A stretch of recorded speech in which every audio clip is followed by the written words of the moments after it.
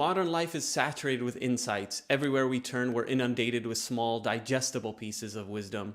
Self-help snippets, therapy speak, pop philosophy, and viral tweets that momentarily illuminate some aspect of our experience. But these insights never seem to cohere into anything larger. They come and go like waves. This is because despite access to unlimited information, we lack a coherent framework to make sense of it all.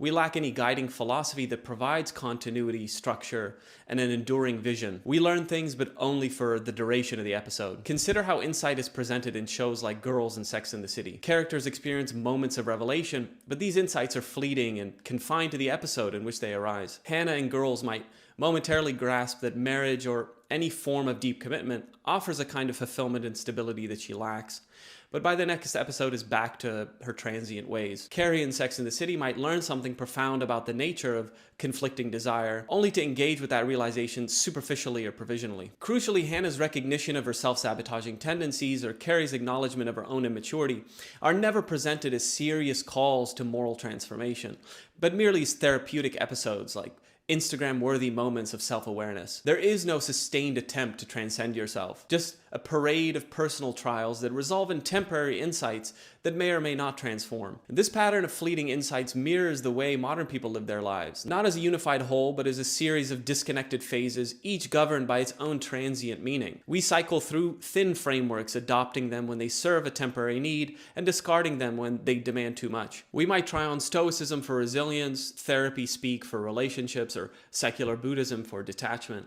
but none of it amounts to much. These aren't integrated systems, just individual coping mechanisms applied and discarded when convenient. Sociologist Zygmunt Bauman perfectly describes this condition as liquid modernity, a world in which identity and relationships and morality are always shifting, never settling into anything stable. The liquid individual is forced to construct meaning on the fly, improvising as they go, assembling a bricolage of self-help axioms rather than rooting themselves in anything enduring. Revision is worshipped and principled commitment is disparaged. Traditionally, people saw their lives biographically. They moved through stages of development, guided by established milestones. Initiation into adulthood, moral trials, deepening self-knowledge, the embrace of duty or vocation, and ultimately the consolidation of a meaningful life. Life was essentially a moral project, not an endless variety show. But in a liquid culture, people experience life episodically. Instead of seeing ourselves as moving toward a unified and higher self, we see our lives as a series of disparate experiences, each governed by a different self-conception. A person might see their 20s as a phase of wild exploration, their 30s as a phase of financial focus, their 40s as a phase of spiritual searching. Each with its own fleeting reference model, none binding them into a coherent whole. This explains why so many people feel lost well into their adulthood. They're simply incapable of forming a unified narrative of selfhood. Perhaps you've also noticed a revival of traditionalism and conservatism as of late, not of the reactionary or naive kind, but the recognition that something very important has been lost. People look around and see family bonds weakening, romantic relationships becoming more transactional, and social cohesion deteriorating. What people are lamenting, I believe, is the loss of stability, materially and metaphysically. They crave rootedness and a sense of belonging. People want more continuity between their past and present selves. They want a guiding vision that doesn't expire after one season of life. They want worldviews and institutions that foster long-term commitments rather than endless reinvention. They're drawn to ways of being that offer shared meanings and purposes, something that boundless individualism by definition can't provide.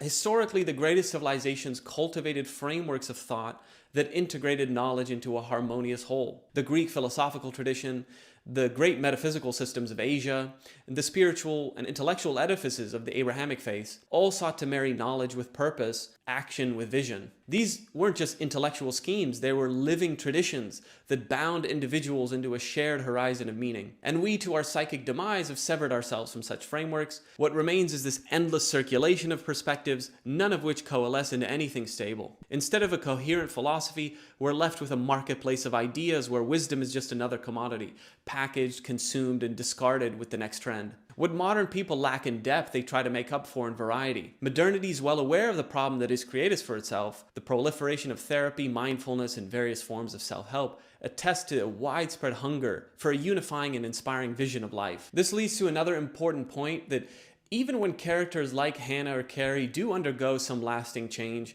and even when they begin to take themselves and their actions more seriously, a deeper problem remains. What exactly are they changing into? Unlike in older traditions where characters are often striving toward a recognizable ideal, the courageous hero, the just ruler, the saint, the wise woman, or the virtuous man, modern narratives lack a robust vision of what a fully realized and morally serious person actually looks like. Hannah, Carrie, and their friends might over time develop a greater self-awareness. They might shed some of their more destructive tendencies and make better choices and move toward greater emotional stability. But toward what end? There is no higher directionality or guiding vision of the good life, only vague aspirations, hints and guesses based on whatever happens to be in vogue at the time. One moment fulfillment is framed as fierce independence, the next as radical vulnerability. Some episodes suggest that true happiness is found in romantic commitment, while others present it as the ability to walk away from any attachment. The closest these shows come to an ideal is a kind of well-curated emotional intelligence, knowing the right words to describe one's wounds, understanding one's relationship patterns, or developing enough self-awareness to avoid self-destructive habits. But this is such a far cry from the robust moral and spiritual vision that once shaped the narratives of human development. To escape episodic living, we have to relearn the art of thinking in wholes. Instead of treating life as an assemblage of phases, we have to see it as a trajectory, one that demands commitment, moral orientation, and a larger frame of reference. We have to revive the notion that human development is teleological, that we're not just drifting through an indefinite sequence of experiences, but moving toward an ideal of human flourishing. We need something more than just therapeutic self-awareness. We need heroic ideals and principles. Without this vision of what we're striving toward, self-knowledge can become sterile. Well, this topic requires much longer treatment, which I plan to undertake in the future. I just wanted to share some brief preliminary thoughts on the topic. Well, until next time.